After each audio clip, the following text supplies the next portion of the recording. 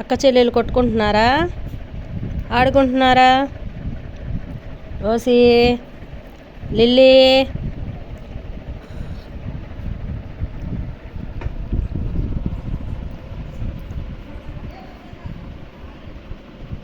Rosy, Rosy, lily ఏం చేస్తున్నారే?